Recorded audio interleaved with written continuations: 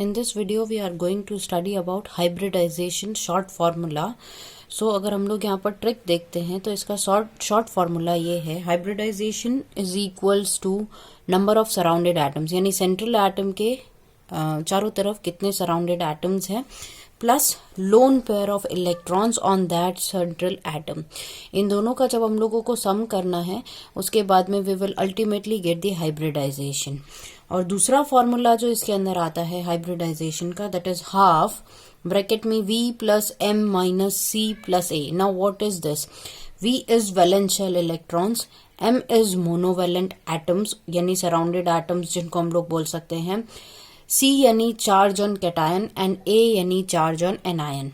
ये इसी को शॉर्ट में करके यहाँ पर लिख रखा है जो हम लोग डिफरेंट फॉर्म्स में पढ़ेंगे। And this formula is basically applicable for ions also.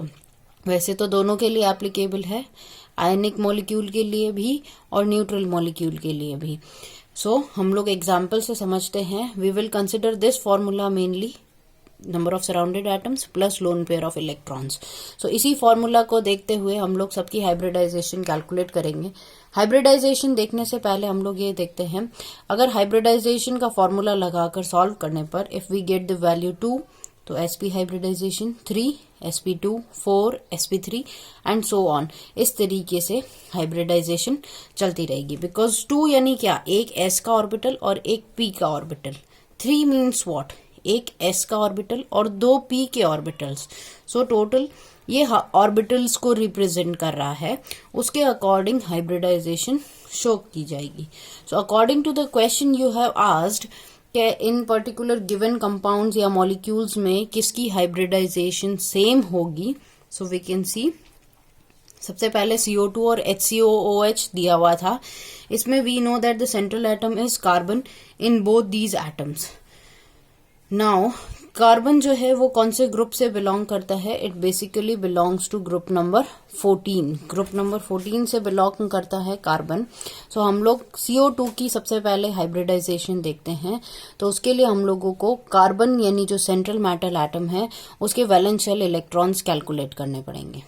So carbon के वैलेंस शेल इलेक्ट्रॉन्स कितने हैं?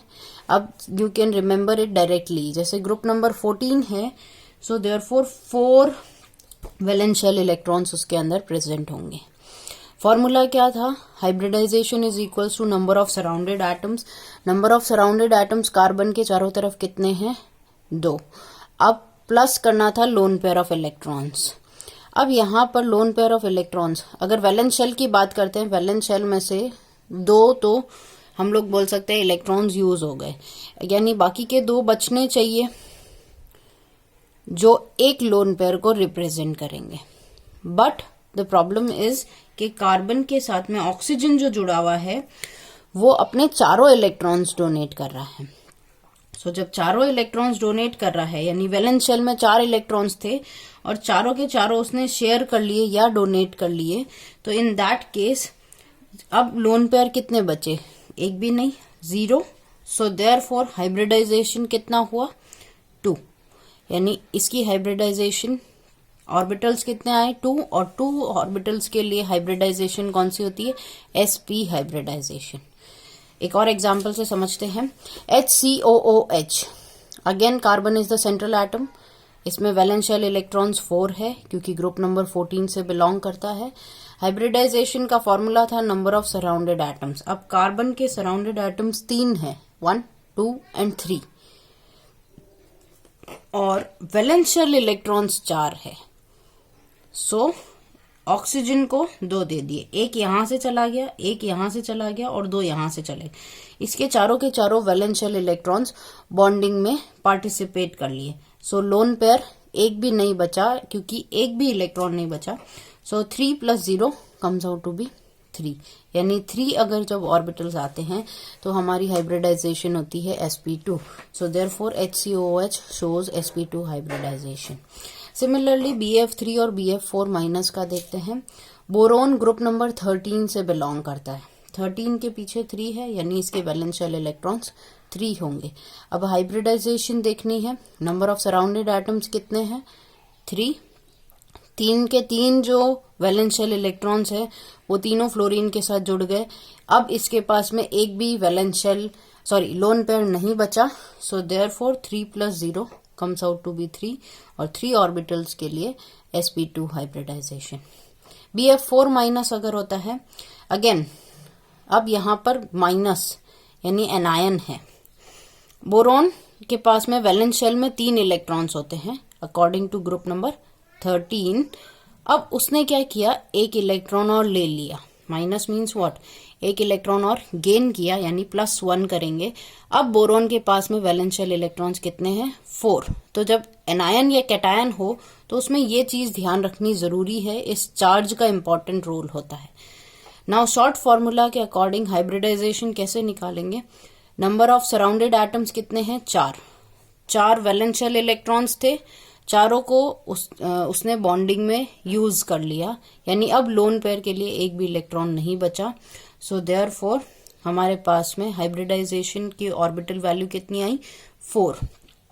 और 4 जब आते हैं यानी sp3 हाइब्रिडाइजेशन होती है। सिमिलरली अमोनिया और ammonium ion, ammonia group number 15 से बिलोंग करता है, पीछे 5 है यानी इसके अंदर वैलेंस शेल इलेक्ट्रॉन्स 5 होंगे। सिंपल अमोनिया की अगर अपन लोग बात करते हैं तो अब 3 तो उसने बॉन्डिंग में काम कर लिए, ले लिए। 5 इलेक्ट्रॉन्स में से 3 उसने हाइड्रोजन के साथ में बॉन्डिंग कर लिए, यानी ये हमारे 3 नंबर ऑफ सराउंडेड एटम्स है। प्लस अब 3 काम में आ गए, बचे कितने, 2। सो देयरफॉर वो 2 इलेक्ट्रॉन्स एक लोन पेयर की तरह एक्ट करेंगे। सो 3 + 1 यानी 4 आएगा। So therefore hybridization is sp3। Similarly NH4 का देखते हैं अगर हम लोग प्लस। अब देखते हैं वैलेंस शेल इलेक्ट्रॉन्स नाइट्रोजन के अंदर, सेंट्रल मेटल एटम के अंदर वैसे तो 5 है, बट +1 यानी उसने एक इलेक्ट्रॉन दे दिया है, तो एक इलेक्ट्रॉन की कमी हो गई है।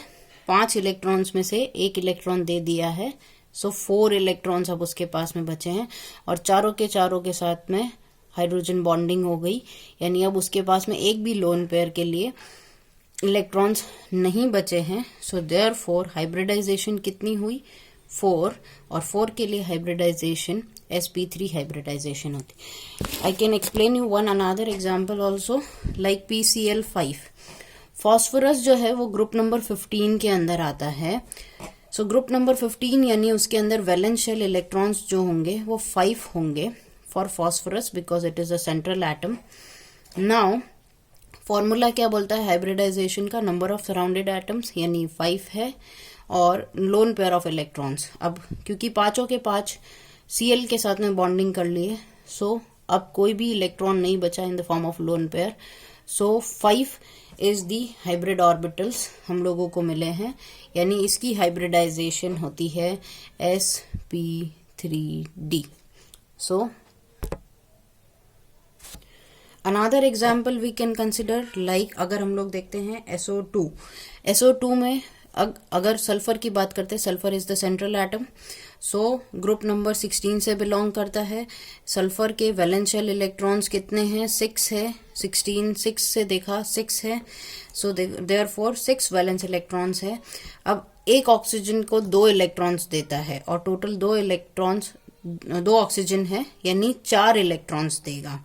सो देयरफॉर पहले हम लोग फॉर्मूला लगाते हैं hybridization, number of surrounded atoms है 2 यानी 2 है, और 2 को वो 4 इलेक्ट्रॉन्स दे देगा। 4 इलेक्ट्रॉन्स यूज हो गए, बचे हमारे पास में 2, यानी ये 2 एक लोन पेयर की तरह एक्ट करेंगे। सो 2 + 1 = व्हाट, 3। सो हाइब्रिड ऑर्बिटल्स हम लोगों को मिले 3, और 3 के लिए हाइब्रिडाइजेशन आती है, that is sp2। So in this way we can calculate the hybridization. SO3 के अंदर क्या होगा, it belongs to group number 16 also. Again sulphur valence shell electrons इसके अंदर अगेन कितने होते हैं, सल्फर के अंदर 6। नाउ हाइब्रिडाइजेशन निकालनी है, नंबर ऑफ सराउंडेड एटम्स 3, और हर एक को वो 2 इलेक्ट्रॉन्स देगा, यानी टोटल 6 के 6 इलेक्ट्रॉन्स यूज आ जाएंगे। सो 3 + 0, एक भी बचेगा नहीं, इक्वल्स टू 3, यानी इसकी हाइब्रिडाइजेशन भी सेम होगी, that is sp2. So in this way, by one simple formula we can calculate the hybridization of all the atoms, and that formula is number of surrounded atoms plus lone pair of electrons in central atom.